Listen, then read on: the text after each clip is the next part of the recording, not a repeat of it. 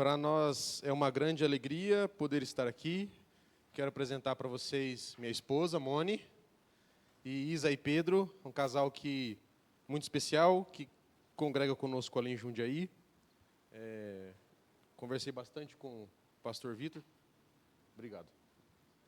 E ele me falou que vocês estão conversando um pouco sobre o Espírito Santo e batismo do Espírito Santo, é isso mesmo? Ele até falou que quarta-feira vai ser o encerramento. E eu fiquei até animado com esse estudo de Joel aí. Quem sabe eu não escuto depois algumas coisas. Então eu quero tentar seguir um pouco, eu não sei exatamente o que vocês conversaram sobre o Espírito Santo, mas eu quero trazer algumas palavras sobre isso, alguns tópicos do que o Senhor tem conversado ao meu coração há um tempo já, e sobre o que eu tenho impressão do que a igreja precisa escutar sobre o Espírito Santo. Tudo bem? O primeiro ponto é que parte desse assunto surgiu no nosso coração lá em Jundiaí, quando nós entendemos que talvez nós não estejamos vivendo a plenitude do que o Espírito tem para nós. Parece que o Espírito foi liberado sobre a igreja, isso aconteceu lá em Atos, e esse mesmo Espírito está nos nossos corações hoje. E de alguma forma nós ainda não aproveitamos 100% disso. Alguém tem esse mesmo incômodo, não?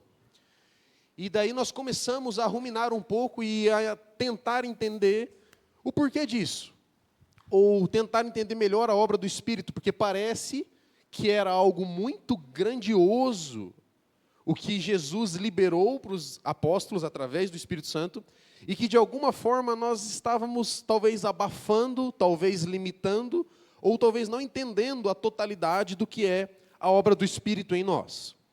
E daí nós começamos a tentar estudar, e parte do que eu vou falar aqui tem a ver com esse incômodo que surgiu nos nossos corações lá em Jundiaí. Tudo bem?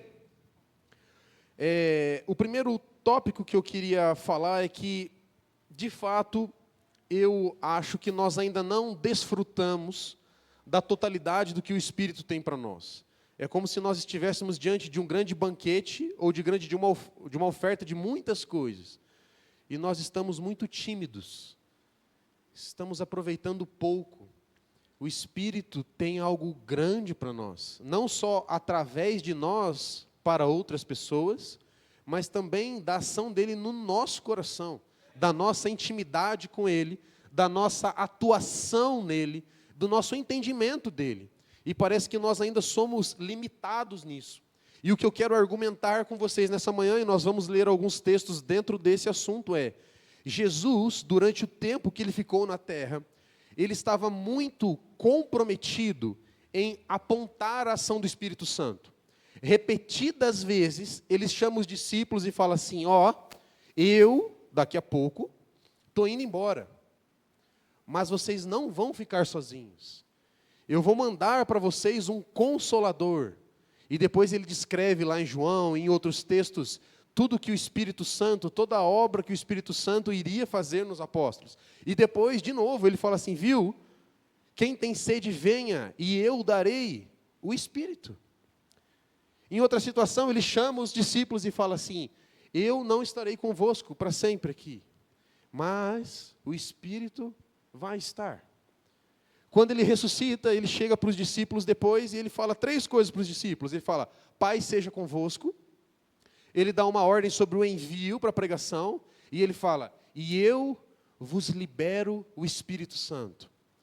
Então, a vida de Jesus parece que apontava para a grandeza do que é andar no Espírito. Parte da missão de Jesus, e se eu falar alguma bobagem aqui, depois o pastor corrige, parte da missão de Jesus na terra tinha a ver com ensinar os apóstolos sobre o Espírito Santo que viria. Porque quando o Espírito Santo age, quando ele se manifesta, isso é a concretização do plano de Deus. Veja, quando Deus quer fazer alguma coisa hoje, a ação dele na terra é intermediada pelo Espírito. Quando o Espírito se move, a vontade de Deus é concretizada. Lembra lá no Gênesis? O Espírito se movia e de repente Deus começou a falar e a obra começou a ser materializada. E eu quero que nessa manhã nós tenhamos acesso a esse Espírito que sai de Deus e transforma algo que era sem forma e vazio em algo belo e bom. Quando o Senhor libera o Espírito Santo sobre nós, a obra e a vontade dele são concretizadas. E mais uma vez, eu tenho um problema de ficar repetindo, tá? Então eu vou repetindo e vou construindo o raciocínio com vocês. Mais uma vez, surgimos de um problema inicial de que nós não temos desfrutado 100% do que o Espírito quer, ou do que ele tem para nós. E quando ele age, ele concretiza, ele solidifica a ação, a vontade e a intenção de Deus em nós. E se nós não estamos aproveitando isso, eu receio dizer que ainda nós não estamos desfrutando da totalidade da vontade do Senhor para nós. Tem parte ainda faltante. Eu não sei se esse incômodo que está no meu coração, ele é compartilhado no coração de vocês, mas ainda não usufruímos 100% daquilo que o Senhor tem para nós. E parte disso tem a ver com não entendermos o que o Espírito está fazendo ou como Ele quer agir nas nossas vidas. Tudo bem até aqui? Pode abrir sua Bíblia em João 7, por favor.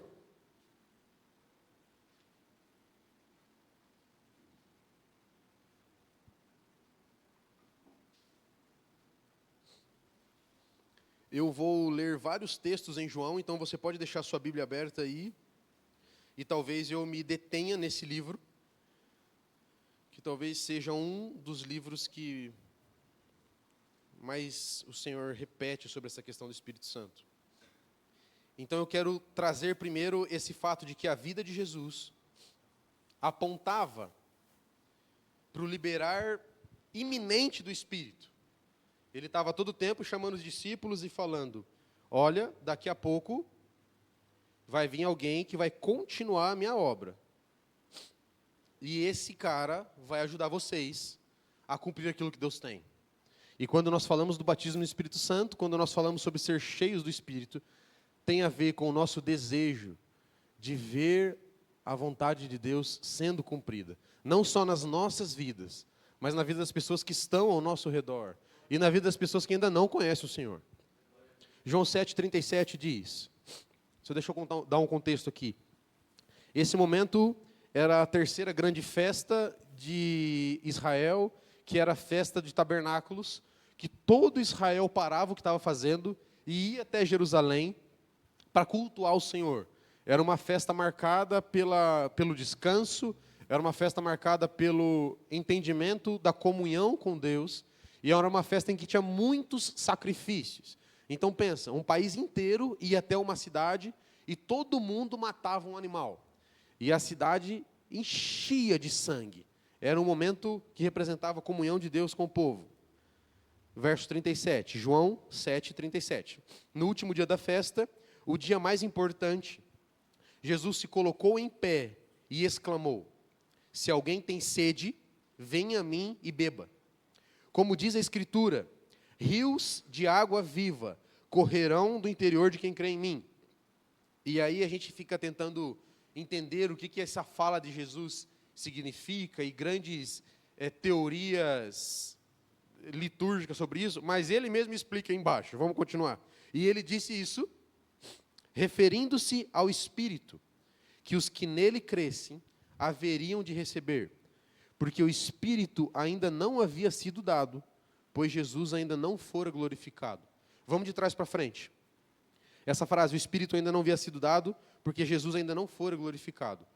Isso significa que quando Jesus fosse glorificado, o Espírito seria dado a nós. E nós estamos num momento hoje, 2000 anos depois, do fato de que Jesus já foi glorificado. Isso quer dizer, portanto, que o Espírito já foi liberado a nós. Tudo bem? Vamos voltar agora no texto. Quem tem sede, venha a mim.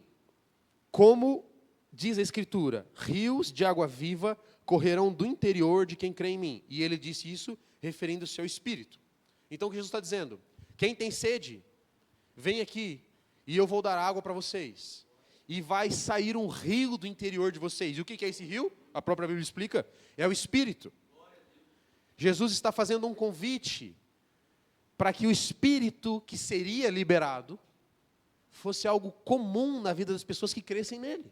Ele está falando assim, venham a mim, e eu vou fazer com que um rio flua através de vocês. E disse isso referindo o seu espírito. Só de curiosidade, nesse dia da festa, existia uma cerimônia em que eles pegavam um pouco de água do tanque lá de baixo, lembra do tanque dos leprosos? Subiam até no topo de Jerusalém e eles lavavam a cidade, porque a cidade estava toda cheia de sangue, de animais mortos. E a água, que Jesus está dizendo que é o Espírito que flui dele, a fonte é Jesus, e ele deixa isso claro, talvez vamos ler outros textos que falam sobre isso. A água que flui de Jesus lavava toda a cidade.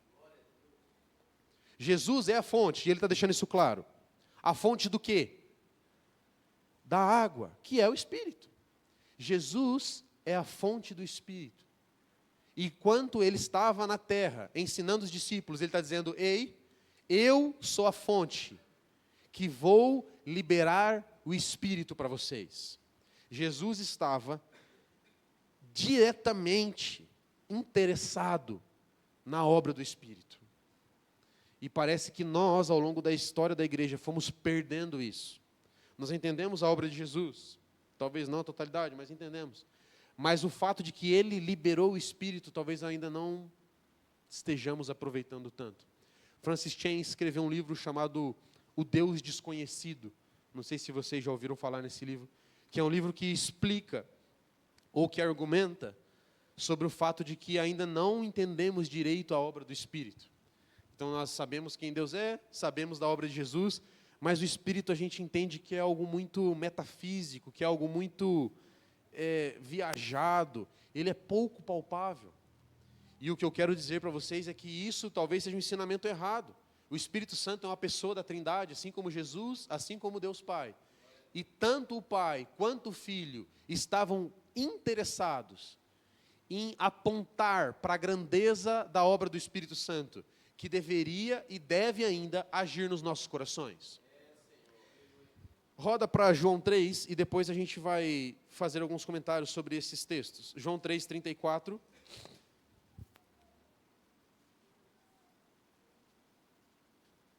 Tudo bem até aqui? João 3, 34 fala.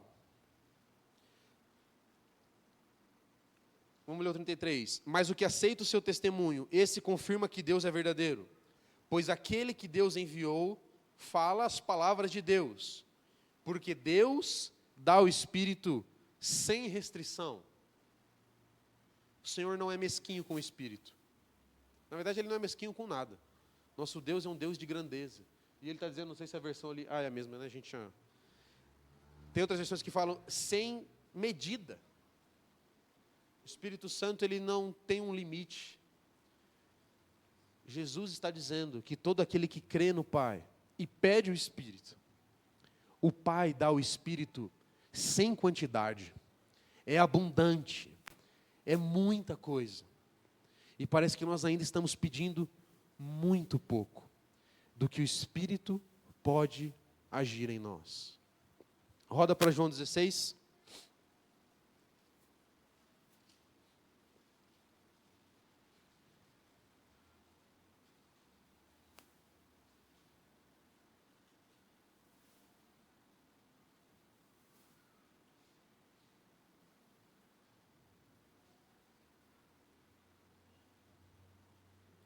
Eu acho que eu anotei o verso errado aqui.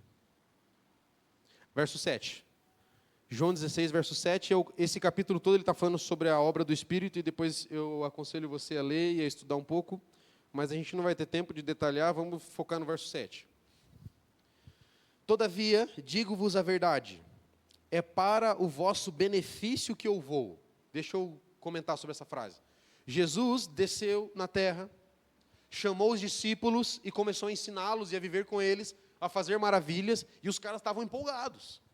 Já pensou? Você era um cara qualquer, um pescador, de repente o rei do universo desce, te chama para estar com ele, e você começa a ver as pessoas sendo curadas, as pessoas sendo batizadas, as pessoas sendo libertas, e você fala assim, nossa, estamos vivendo o auge do momento. E o que Jesus fala? É bom que eu vá. Estranho, né? Se coloque na posição dos discípulos. Você está vendo o cara da sua vida ali do seu lado. E ele olha para você e fala assim, é bom que eu vá. assusta um pouco. Vamos continuar. O porquê Jesus fala isso. E ele fala, se eu não for, o Consolador não virá a vós. Mas, se eu for, eu o enviarei. Aí a gente começa a pensar, porque se Jesus está dizendo que é bom que ele vá, porque ele vai mandar o Espírito, Jesus estava apontando para a grandeza da obra do Espírito. No seguinte sentido, Jesus está dizendo, eu vou fazer uma obra aqui, mas tem uma obra maior, que vai ser liberada só quando eu for, e por isso é bom que eu vá, porque daí o Espírito vai ser liberado para vocês. Eu quero dizer que todo esse primeiro ponto se resume a duas frases. A primeira é, nós não temos desfrutado da totalidade do que o Espírito tem para nós. Tudo bem? E a segunda é, durante toda a vida de Jesus, ele estava apontando para uma obra maior, que era a obra do Espírito em nós. Jesus está dizendo, é bom que eu vá, porque o Espírito vai poder ser liberado sobre vocês. Quando o Espírito se move, o plano de Deus é materializado. E Jesus estava inteiramente comprometido em apontar para a obra do Espírito. No seguinte sentido, Deus tem um plano na terra. E parte dele tinha a ver com Jesus estar na terra, morrer e ressuscitar. Mas eles estavam apontando para o fato de que esse plano continuaria. O plano de Deus não acabou. O plano de Deus está em movimento, está acontecendo. Nós veremos um batismo, isso é o plano de Deus acontecendo. Isso é a materialização da obra de Jesus, sim. Mas Jesus estava apontando para o fato de que o Espírito seria liberado para quê? Para continuar a ação que Jesus começou na terra durante os 3 anos de ministério dele. Jesus estava interessado em cumprir, em apontar para a obra do Espírito. Jesus aponta e libera o Espírito e toda a sua vida aponta para isso. E essa frase que a gente leu lá em João 7 é bonita, né? Se alguém tem sede, venha, e eu vos darei de graça. E ele cita Isaías 55, quando fala da restauração de todas as coisas, e ele fala, quem quiser vir, venha e beba. E Apocalipse também fala isso, né? Aquele que tem sede, venha e beba de graça da água da vida. Jesus estava apontando para a obra do Espírito, e isso mostra para a gente a grandeza do que é a obra do Espírito. Não é algo banal, não é algo desprezível, não é algo secundário, entende? A ação do Espírito hoje, ela é tão relevante quanto a ação de Jesus naquela época. Porque continua sendo Deus cumprindo o seu plano. Nós estamos talvez minimizando o que o Espírito pode fazer em nós. Mas eu quero dizer que há muita grandeza na ação do Espírito. E eu quero que esses dias todos que vocês conversaram sobre o batismo no Espírito, sobre a vida no Espírito, que essa palavra hoje traga um ânimo para você, dizendo a importância disso, para que não desprezemos a obra do Espírito, porque ela é algo central no cumprimento da obra do Senhor em nós. E agora eu quero trazer um texto que nós vamos ficar mais tempo, João 19. E eu quero, com muita prudência, tentar argumentar com vocês que, assim como a vida de Jesus apontava para a obra do Espírito, isso vocês entenderam? A vida de Jesus apontava para a obra do Espírito. A morte de Jesus também apontava para a continuação da obra do Espírito. E é isso que a gente vai ler aqui e tentar reter alguns pontos. Alguma dúvida? Não? João 19, verso 28, é o texto bem conhecido da crucificação. Eu vou ler ele todo e depois a gente volta detalhando algumas coisas.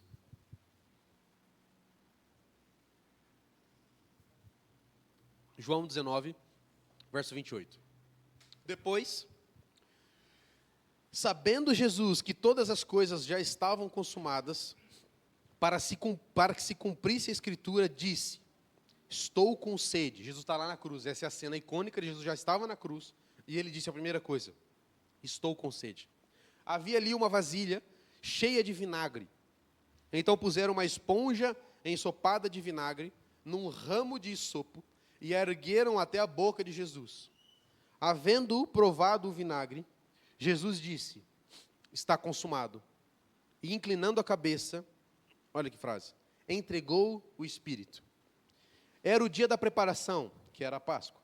E para que os corpos não ficassem na cruz no dia de sábado, pois aquele sábado era especial, os judeus pediram a Pilatos que fossem quebradas as pernas dos crucificados e que eles fossem retirados dali. Então os soldados foram e quebraram as pernas do primeiro e ao outro que fora crucificado. Mas chegando a Jesus, vendo que já estava morto, não lhe quebraram as pernas. Contudo, um dos soldados perfurou-lhe o lado com uma lança, e logo saíram sangue e água. E aquele que viu isso é quem dá testemunho, e o seu testemunho é verdadeiro. Ele sabe que diz a verdade, para que também possais crer. Porque isso aconteceu para que se cumprisse a Escritura, nenhum dos seus ossos será quebrado. Também diz a Escritura, em outro lugar, olharão para aquele a quem traspassaram. Esse é um texto bem conhecido. Acho que a maioria dos irmãos já deve ter lido, ou algum texto correlato nos outros evangelhos. É um texto central daquilo que nós cremos. Somos cristãos por causa desse texto. Porque Jesus morreu por nós. Tudo bem? Um homem que era Deus, veio à terra, puro e sem defeitos, e morreu naquela cruz por nós. E eu quero que a gente entre um pouco nesse texto, para entender como que esse texto apontava para a obra do Espírito que haveria de acontecer dali 50 dias desse dia. Tá bom? O primeiro é no verso 28. Pode colocar aqui, por favor, de novo? Você pode ler aí, de novo, o verso 28.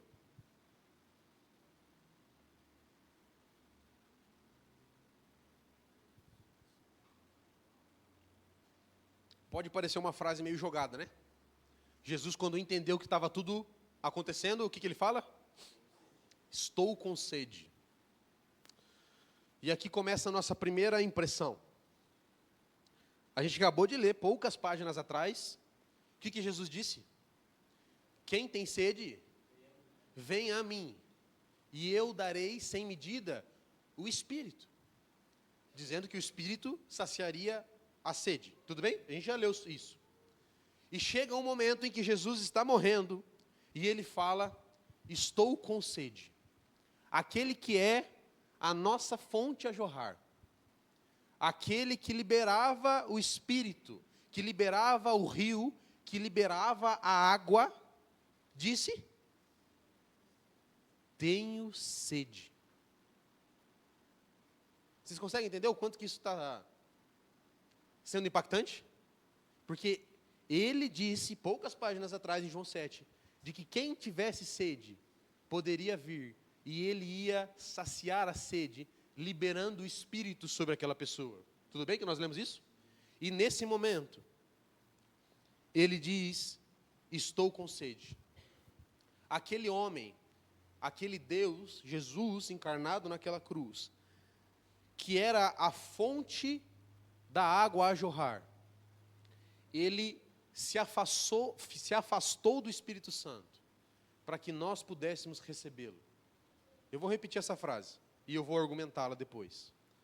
Jesus era a fonte do Espírito, e quando ele é morto naquela cruz, ele se afasta do grande amigo dele, que era o Espírito Santo, para nos dar a oportunidade de nos achegarmos ao Espírito.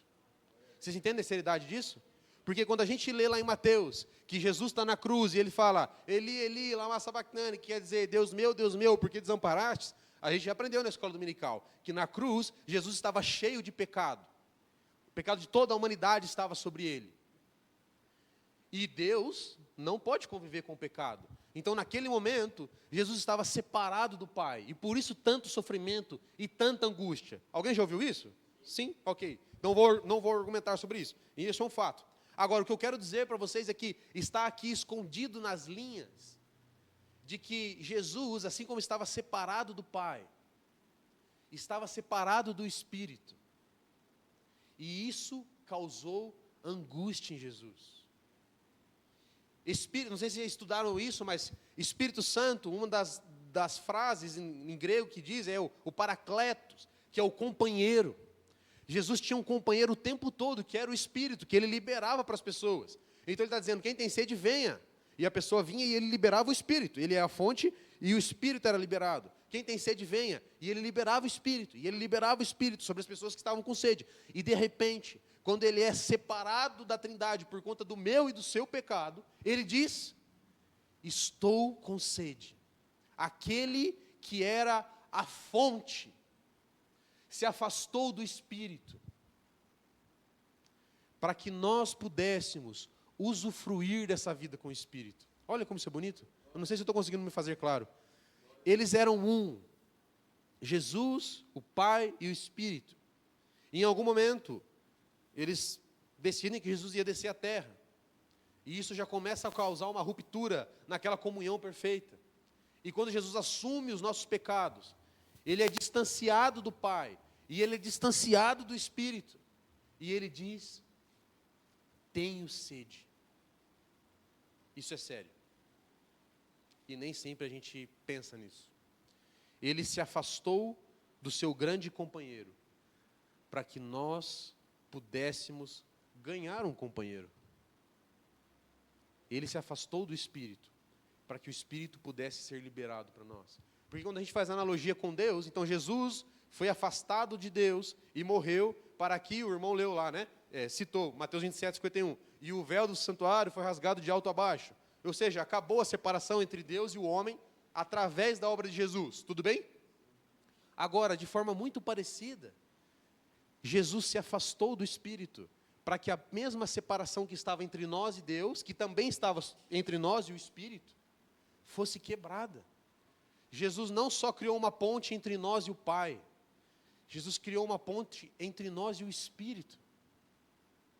E isso foi sofrido.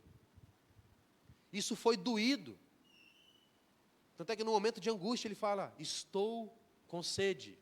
Leia-se, estou sem o Espírito. Doído, né? Ele abriu mão do seu companheiro para que nós pudéssemos ter um companheiro. E eu quero dizer que, nesse momento, quando dá um vinagre para ele, estranho, né? A pessoa está com sede e alguém vai tomar vinagre. O vinagre, nessa época, funcionava como se fosse um anestésico. Não existia anestesia nessa época. Então as pessoas tomavam vinagre, tomavam vinho, tomavam outras bebidas fortes, que a Bíblia fala, e ficavam meio grogue, né? Meio anestesiados para não sofrer tanto. Jesus não queria anestésico. Ele queria o Espírito. Ele não pede vinagre, ele não pede álcool, ele não pede vinho. E seria muito entendível da parte dele. O cara está sofrendo. Deixa ele descansar um pouco, né? Ele pede o Espírito. Esse é o primeiro ponto da morte de Jesus, apontando para a relevância da vida do Espírito em nós. Alguma dúvida desse ponto? Vamos seguir. Nossa, estou com uma tosse. Verso 30, pode ler aí na sua Bíblia também.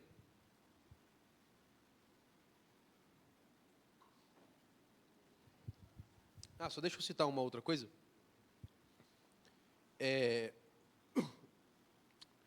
A gente lê aquele texto lá de Efésios e de Filipenses, né?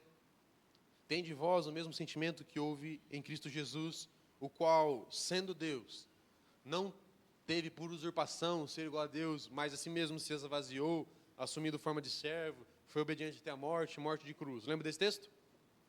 E a gente, como bons evangélicos, né, de carteirinha, a gente tenta copiar. Nossa, eu vou abrir mão das minhas coisas para poder obedecer o Senhor. E eu quero dizer que você não tem nada de muito bom para abrir mão, sabia? Quando você chegou até o Senhor, quando o Senhor chegou até você não tinha nada para oferecer. E essa é a beleza do Evangelho. Mas Jesus tinha. Ele tinha uma coroa e ele tinha um companheiro. E eu quero que toda vez que você lê esse texto agora, ele abriu mão do direito. Ele abriu mão da comunhão com o Pai. Ele abriu mão da comunhão com o Espírito. E isso foi dolorido. Ele não queria anestésico. Ele não queria remédio para a dor. Ele queria seu grande amigo, que nesse momento tinha sido afastado dele. Para quê? Para que nós hoje, 2000 anos depois, pudéssemos usufruir do Espírito. Veja o quanto que o Senhor Jesus achava isso relevante, a ponto de se dar até a morte, para que nós pudéssemos receber o Espírito. Verso 30, que vocês já leram, ele acaba com uma frase, e aqui não tem muito para onde a gente correr, porque está muito claro no texto, né? E inclinando a cabeça, entregou o Espírito. Olha que bonito. Jesus está morrendo, e no momento que ele morre, o que ele faz? Ele entrega o Espírito. Esse Espírito que foi entregue e liberado na morte de Jesus, está disponível para nós. Nos textos correlatos, nos outros evangelhos, ele usa a expressão expirou, que é a expressão que tem a ver com o Espírito, com o vento em movimento, que curiosamente é a mesma expressão lá de Atos 2, que veio como um som de um vento, né? Esse vento de Deus, esse pneuma, esse Espírito, ele fala, e ele expirou. Então Jesus soprou e morreu. E o que esse sopro de Jesus, o que essa liberação do Espírito apontava? Eu quero só trazer para você, lá em Gênesis 2, que é um outro momento em que isso também acontece. Lembra? Deus formou o homem do pó da terra, e o que fala depois no versículo? Soprou sobre ele o Espírito. Expirou sobre ele o Espírito. E Jesus, quando está na cruz, crucificado, o que ele faz? Liberou o Espírito. E o que é o Espírito significava para Adão e Eva lá no Éden? Significava uma vida perfeita, sem pecado, sem o domínio do diabo. E, de outra forma muito maravilhosa, com comunhão perfeita com Jesus. Porque o Senhor descia no jardim, e aquele Espírito que havia sido soprado sobre o homem, tinha acesso a Deus. Tudo bem? E de forma muito parecida, 4000 anos depois desse primeiro soprar, Jesus está morrendo na cruz, e ele morre e assopra, dizendo para nós que a morte dele abre de novo a possibilidade de termos uma vida perfeita, sem pecado, sem sofrimento e em comunhão perfeita com Deus. Porque esse era o plano inicial no primeiro sopro lá em Gênesis 2. Quando Deus sopra o Espírito de vida, ele estava apontando para uma vida de comunhão plena com o homem, que era o lugar onde nunca deveríamos ter saído, tudo bem? E estamos caminhando, tentando voltar para esse lugar de intimidade perfeita com Deus. E nesse meio do caminho, erramos como comunidade, como homens, erramos, pecamos. E Jesus morre e ele faz o quê? Assopra de novo.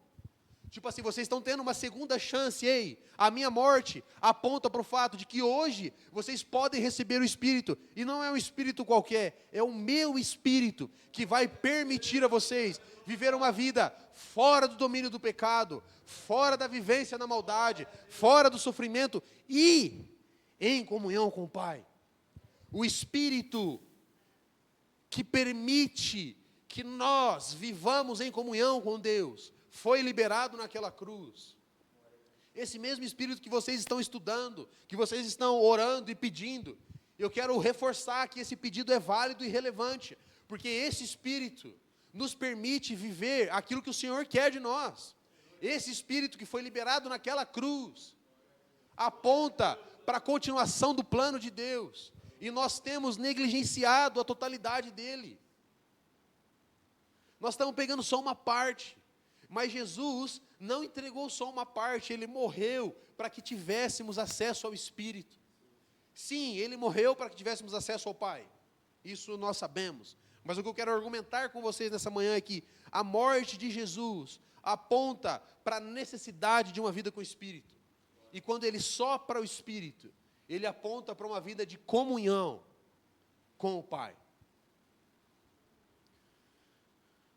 Então estamos falando sobre como a morte de Jesus aponta para a vida com o Espírito e para a relevância do liberar do Espírito sobre nós, tudo bem? A obra da cruz mostra o Espírito escondido aqui, e a gente não está muitas vezes sabendo esses pontos. A primeira coisa é: estou com sede. Ele abriu mão da sua comunhão com o Espírito para que nós pudéssemos ter o Espírito. E o segundo ponto é: ele liberou o Espírito. E agora eu quero só trazer mais um ponto, talvez, sobre esse texto da crucificação e como o Espírito está sendo liberado aqui. E é o verso 34. Pode ler aí na sua Bíblia.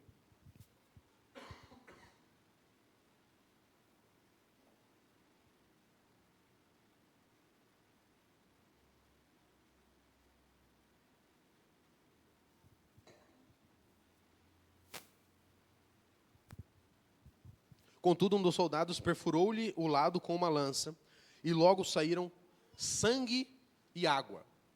Isso aqui já intrigou vocês? Por que isso acontece? Porque assim, nós aprendemos na escola dominical de que Jesus morreu e o sangue dele foi derramado. E esse sangue cobre os nossos pecados. Aleluia, isso é 100% verdade. E hoje teremos a confirmação disso. Alguém que reconhece que o sangue de Jesus naquela cruz opera nos nossos corações e nos livra do pecado. Mas por que saiu água de Jesus? Isso não é algo comum, né? Não sei se alguém já brincou de furar alguém aí, mas isso não acontece. Acho que não tem a ver, não. Existe uma explicação orgânica para isso, que é, em um momento de muito sofrimento, quando o coração entra em falência, parada cardíaca, começa a acumular água nos pulmões. A medicina chama isso de derrame pleural. É líquido no pulmão. E quando o soldado fura do lado, sai o sangue e sai a água que estava presa. Jesus, a ideia é que ele morreu asfixiado, porque estava numa posição que ele não conseguia respirar, como se tivesse morrido afogado dentro da própria água. E quando é furado do lado, sai sangue e sai água. E o que eu quero voltar aos nossos olhos é: por que dessa água? Jesus derrama o sangue. E a gente sabe que o sangue é para a purificação dos pecados. Mas por que a água? A mesma água que ele falou lá na festa de Pentecostes, que depois do sangue vinha a água. E o que ele falou em João 7? Quem que era a água que ele liberaria? O Espírito. Quando ele morre naquela cruz, ele é furado. Ele libera o sangue, isso nós já entendemos. Mas ele libera o Espírito. Ele libera a purificação dos pecados? Sim, é o sangue. Mas ele libera a obra do Espírito sobre nós. Dizendo assim: o meu sangue purifica os pecados. E a vida cristã acaba com a purificação dos pecados? Espero que vocês respondam um enfático não, depois de terem estudado sobre a obra do Espírito. Porque a gente, às vezes, traduz a vida cristã como isso. Eu era pecador, matava, roubava, mentia.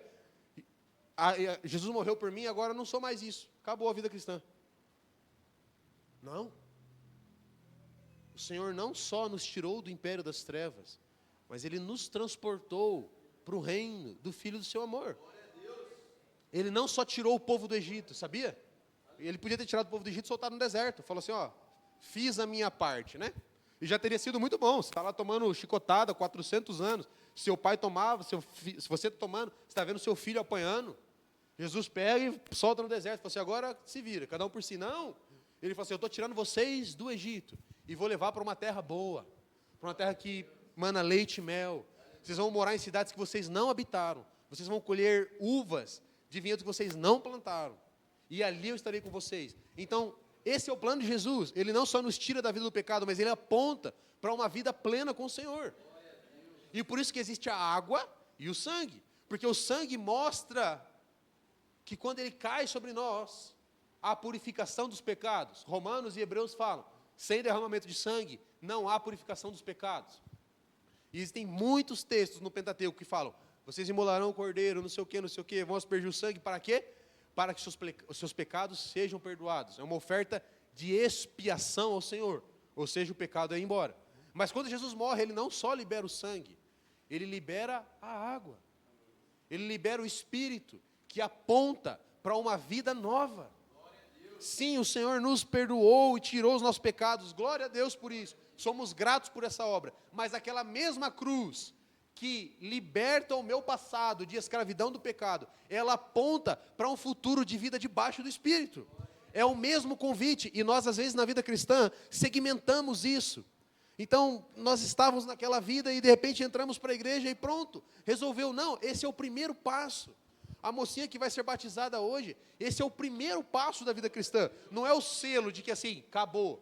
Não, esse é o início da jornada, que aponta para uma vida plena com o Espírito. E mais uma vez estou dizendo, Jesus estava tão interessado em que entendêssemos isso, de que a vida dele apontava, vai vir alguém que vai materializar aquilo que Deus quer. Eu estou apontando o Consolador, e na morte dele ele está dizendo, viu, eu estou com sede para que vocês bebam do Espírito, viu, eu estou liberando o Espírito sobre vocês, aqui água saindo, a água que ele falou que iria jorrar dele, páginas atrás, e não sou eu que estou inventando, porque a própria Bíblia fala, e falou isso referindo-se ao Espírito.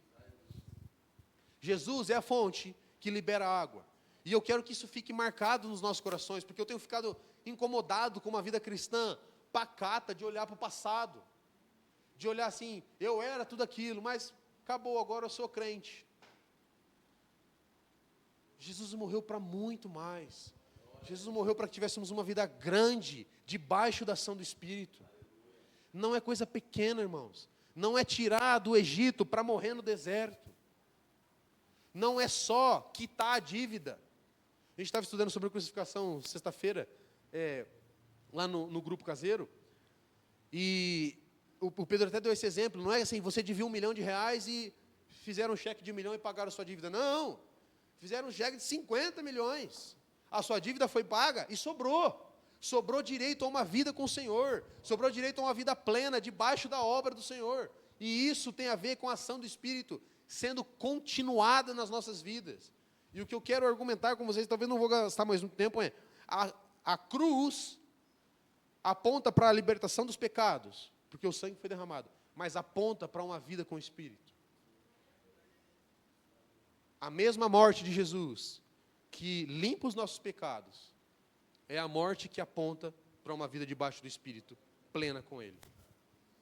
Tudo bem até aqui? Eu vou correr agora. 1 Coríntios 10. Abre aí, por favor.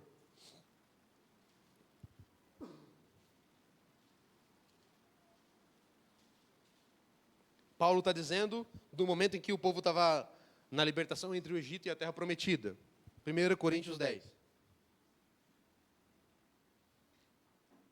E todos beberam da mesma bebida espiritual, porque bebiam da rocha espiritual que os acompanhava. E essa rocha era Cristo.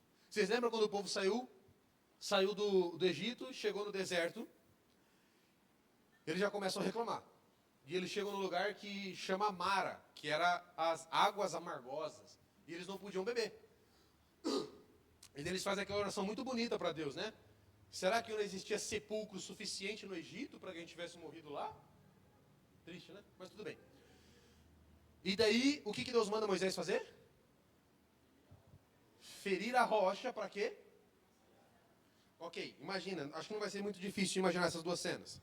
Existe uma grande pedra, Moisés pega o cajado dele, bate na rocha, fere a rocha, e o que sai? Água. E o que ele está dizendo? Paulo está dizendo que essa água deu de beber e saciou, e foi o batismo deles ali. Muitos anos depois, o que acontece na cruz? A rocha foi ferida com aquela lança, para que a água fosse liberada. Naquele momento que Moisés fere a rocha, não é um momento que só está acontecendo assim, fomos libertos do Egito, glória a Deus. Isso já seria muito digno da nossa adoração. Mas está apontando para uma água que vai nos sustentar no deserto. E esse Espírito que é liberado, porque a rocha é Cristo, e não sou eu que estou inventando, está escrito aqui, E todos beberam da mesma bebida espiritual, porque haviam bebido da rocha espiritual que os acompanhava. Olha o que Paulo fala, e essa rocha era Cristo. Jesus foi ferido para que fôssemos saciados. Jesus foi ferido para que tivéssemos acesso à ação do Espírito em nós. A obra de Jesus apontava para a obra do Espírito. Lembra quando ele falando, depois de mim vai vir alguém que é maior do que eu. E ele vai ensinar vocês a guardar todas essas coisas.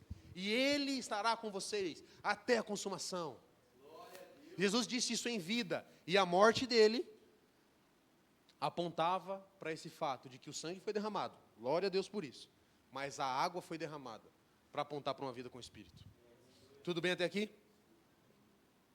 Eu quero ler mais um texto, Levítico 14. É um texto diferente, mas eu acho que a gente vai poder aprender alguma coisa aqui.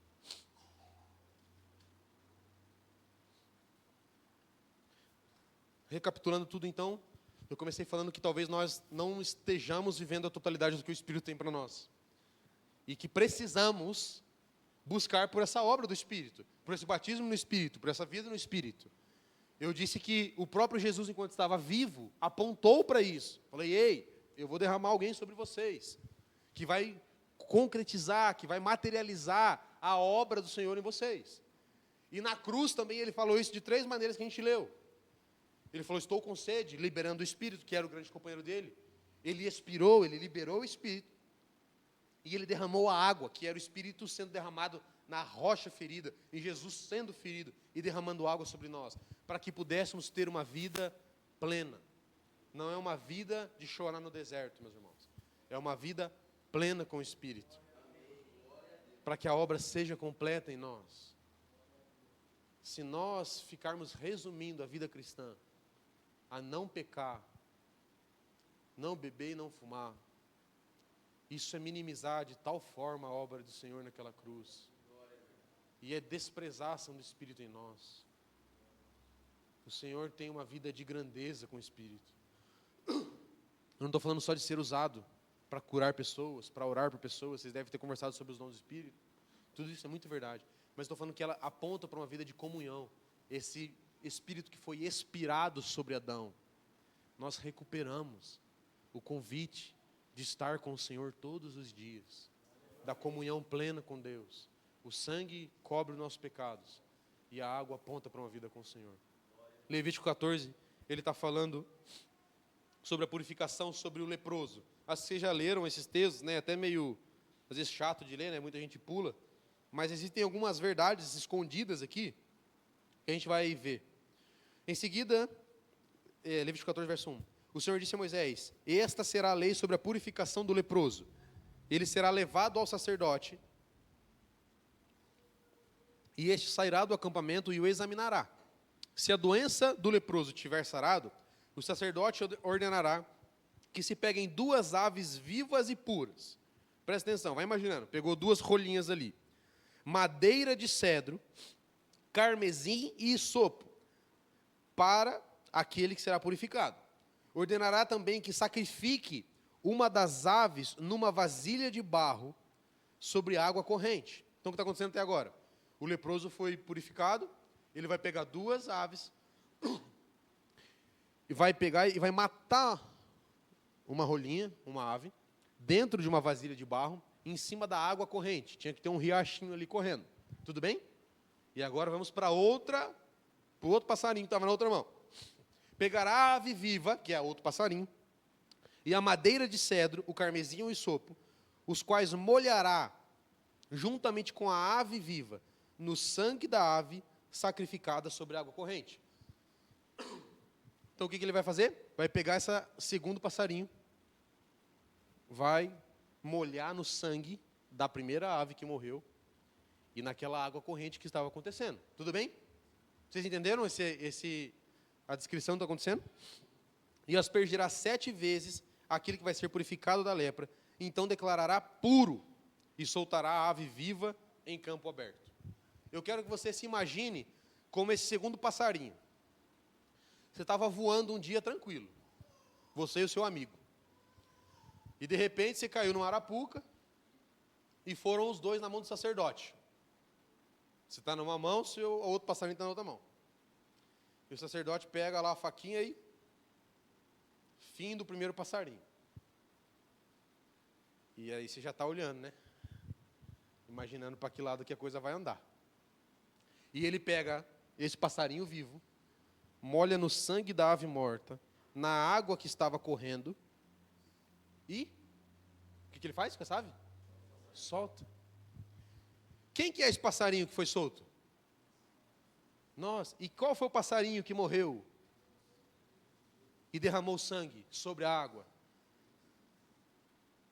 Jesus morreu, foi sacrificado no lugar do nosso pecado, para que tivéssemos purificação, tudo bem? Nós somos o passarinho sortudo, que não tinha nada a ver com a história. E agora eu quero que vocês se imaginem, o que esse passarinho carregava o resto da vida dele? Parte do sangue e parte da água. O sangue que aponta para a purificação dos pecados estava sobre o segundo passarinho, mas existia uma água corrente.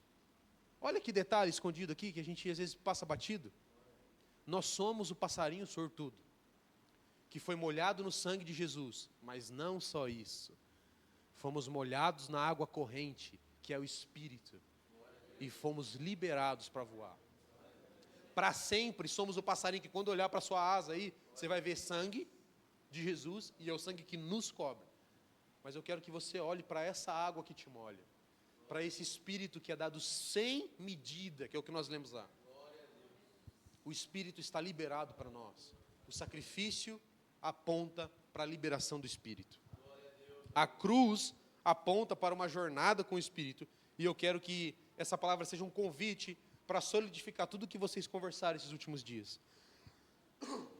Eu quero só trazer rápido alguns últimos pontos, que várias vezes no Velho Testamento o Senhor apontava para a nova aliança. Lembra lá em Ezequiel 36, fala assim: em dias virão em que escreverei a lei no seu coração, não em tábuas de pedra, mas em tábuas de carne. E ele disse isso referindo-se ao Espírito que seria derramado e nos ensinaria a cumprir o que Deus tem. Nós estamos debaixo de uma nova aliança, que é o que Hebreus fala. E nessa nova aliança nós temos um companheiro que vai nos ensinar a cumprir aquilo que precisamos. Nós não estamos sozinhos como Jesus esteve naquela cruz. Nós temos um companheiro. E a liberação do Espírito aponta para a continuação do trabalho em nós. A mocinha que vai se batizar hoje. Hoje não é o final do trabalho de Jesus na vida dela. Sabia disso? Hoje é o início, é um convite para uma vida cristã. E quem que vai guiar esses próximos passos? O Espírito que foi derramado pela obra de Jesus. O Espírito em nós, o batismo no Espírito, testifica para o fato da continuação da obra de Jesus nas nossas vidas. O Senhor quer ainda operar hoje em nós, através de nós. E isso tem a ver com a liberação do Espírito sobre as nossas vidas. O sacerdote, quando ele entrava no tabernáculo, lembra, a primeira coisa que tinha lá era o altar do sacrifício. O animalzinho era morto, o sangue era aspergido. Lembra do segundo móvel no tabernáculo? Acho que eu peguei pesado, né? Era a bacia em que o sacerdote lavava a mão na água. E nós somos esse sacerdote, indo em direção à jornada de nos encontrarmos com o Senhor, que era a arca da aliança que estava lá dentro. A primeira coisa tem a ver com o sangue sendo derramado em nós. E Jesus fez isso, é o primeiro passo. E o segundo passo é a purificação pela água, que mostra para a continuação, aponta para a continuação dessa jornada até nos encontrarmos com o Senhor. O sangue de Jesus é suficiente para purificar os nossos pecados. Glória a Deus por isso. Mas o Espírito é suficiente para nos levar até o Pai, nessa jornada de purificação. O Espírito, por fim, eu quero terminar dizendo que a obra do Espírito em nós, o batismo do Espírito nas nossas vidas, aponta para o fato de que Jesus vai voltar e que a obra dele vai ser completa. O Senhor não nos deixou órfão, e é isso que ele fala em João. Ele nos deu um companheiro para que pudéssemos lembrar de que um dia a obra dele vai ser completa. Um dia Jesus vai voltar. E todas as vezes que nós vemos o Espírito se manifestando, todas as vezes que nós temos contato com o Espírito, percebemos o Espírito, agimos no Espírito, somos batizados no Espírito, isso aponta para um fato maior, de que um dia Jesus vai voltar. Eu quero ler só alguns textos rápidos que falam sobre esse ponto. Efésios 1 talvez seja o primeiro. Efésios 1:14.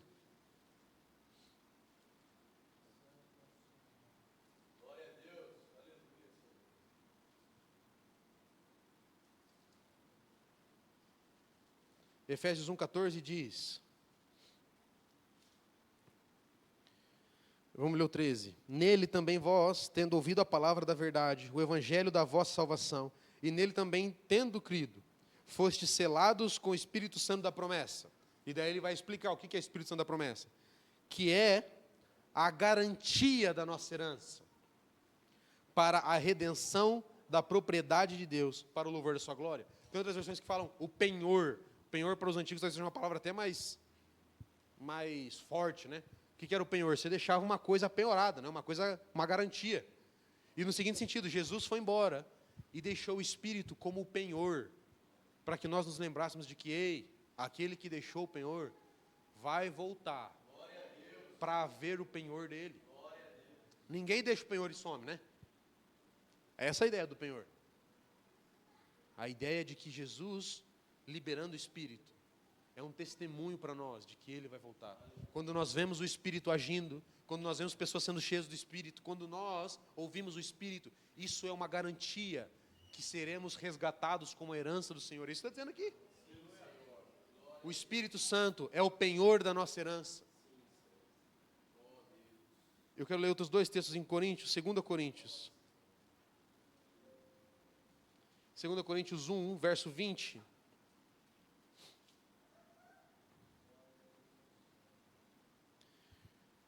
Segunda Coríntios 1, verso 20. Pois tantas quantas forem as promessas de Deus, nele está o sim. Portanto, também é por meio dele que o amém é dado para a glória de Deus por nosso intermédio. Mas é Deus quem nos mantém firmes convosco em Cristo. E foi Ele quem nos uniu. Foi Ele também que nos selou e pôs o Espírito como garantia em nosso coração. O selo do Espírito é uma garantia da obra do Senhor em nós. Vira aí, vamos ler outros textos. 2 Coríntios 6, 5, verso 5.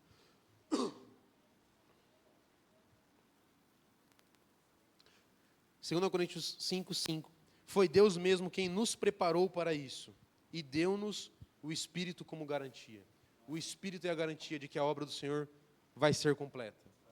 Em nós e na igreja.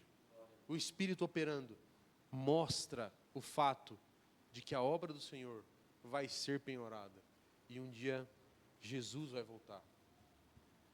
Para que nós tenhamos aquela igreja perfeita de Apocalipse 19, a noiva perfeita é uma noiva que foi trabalhada pelo Espírito. Porque o Espírito é a materialização da vontade de Deus. Jesus um dia vai casar com uma noiva perfeita.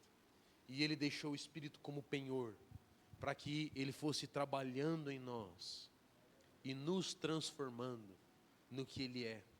Tanto é que depois em Apocalipse 22 fala, o Espírito e a noiva dizem, vem. Nós estaremos tão próximos do Espírito, em tanta comunhão com Ele, que o nosso clamor vai ser o mesmo.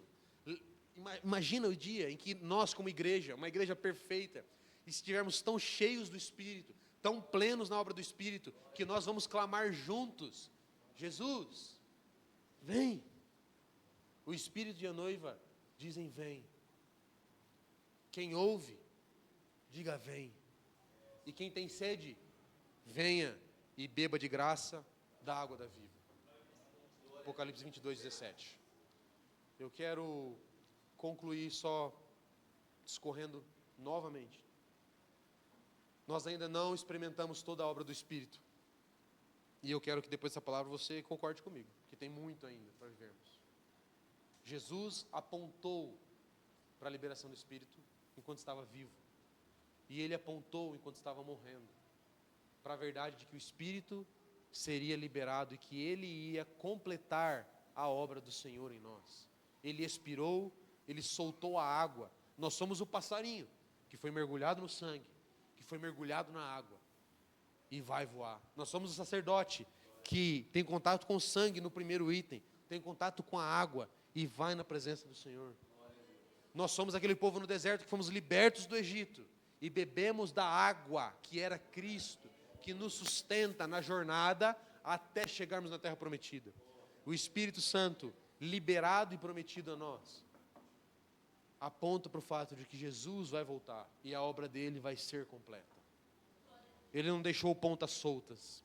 O Espírito está movendo, o Espírito está operando, transformando essa igreja ainda imperfeita numa noiva perfeita para Jesus. Ele é o penhor e a garantia.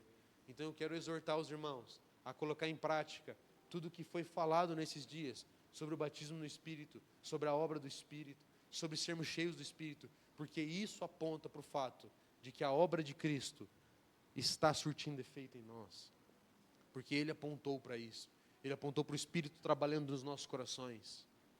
Ele apontou para o fato de que Ele vai voltar para uma noiva cheia do Espírito.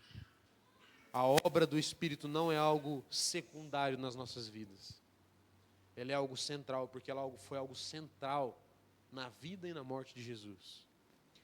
E eu quero só reforçar esse outro tópico, que o Espírito que foi expirado sobre Adão e Eva lá atrás, está disponível para nós, como um convite para uma vida plena com o Senhor, de comunhão, de intimidade e de transformação.